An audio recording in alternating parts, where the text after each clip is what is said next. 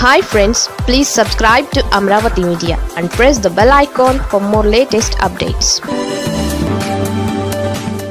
చంద్రబాబు చేసిన ఆ తప్పే కలియుగ దైవం కన్నెర్ర చేశారా? తిరుపతిలో టీటీడీ దర్శన టోకెన్ల జారీలో చోటు చేసుకున్న దుర్ఘటన నేపథ్యంలో టీడీపీని భయం వెంటాడుతోంది. కూటమి ప్రభుత్వ ప్రతిష్ట దెబ్బతిన్నదన్నది వాస్తవం.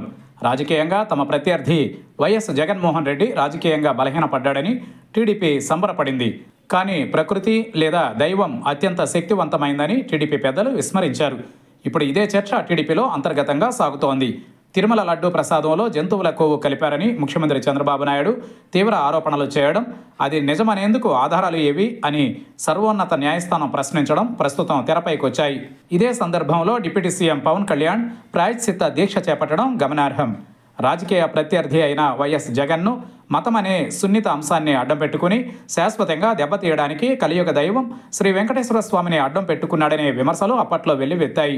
ఎంతసేపు జగన్ కోణంలోనే ఆలోచిస్తున్నామని అనుకున్నారే తప్ప అత్యంత శక్తివంతమైన దైవంగా ప్రసిద్ధిగాంచిన కలియుగ దైవంతో పెట్టుకుంటున్నామని చంద్రబాబు, పవన్ కళ్యాణ్ గ్రహించలేకపోయారని టీడీపీ, జనసేన నేతలు ఇప్పుడు వాపోతున్నారు. అందుకే 6 నెలల పాలనలో ఒకదాని వెంట ఒకటి ప్రభుత్వాన్ని బదనాం చేసే ఘటనలు చోటు చేసుకుంటున్నాయనే అనుమానం ముఖ్యంగా టీడీపీ నేతలు వ్యక్తం చేస్తున్నారు. విజయవాడను వరదలు ముంచెత్తడాన్ని ఈ సందర్భంగా వారు గుర్తు చేస్తున్నారు. ఏ స్వామివారినైతే అడ్డం పెట్టుకుని జగన్కు రాజకీయంగా సమాధి కట్టాలని ప్రభుత్వ పెద్దలు లడ్డూ ప్రసాదంపై విమర్శలు చేశారో, ఇప్పుడు అదే దేవుడు తాను చేయాల్సిన పని చేస్తున్నాడని కూటమి శ్రేణులు భయపడుతున్నాయి.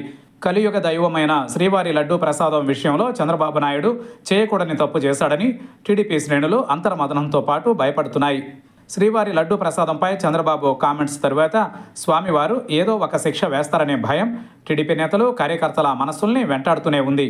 ఇప్పుడు కళ్ళెదుటే ప్రభుత్వం రోజురోజుకు బద్నాం అవుతోందంటే కలియుగ దైవం కన్నెర చేశారేమో అని భయపడే పరిస్థితి నెలకొంది.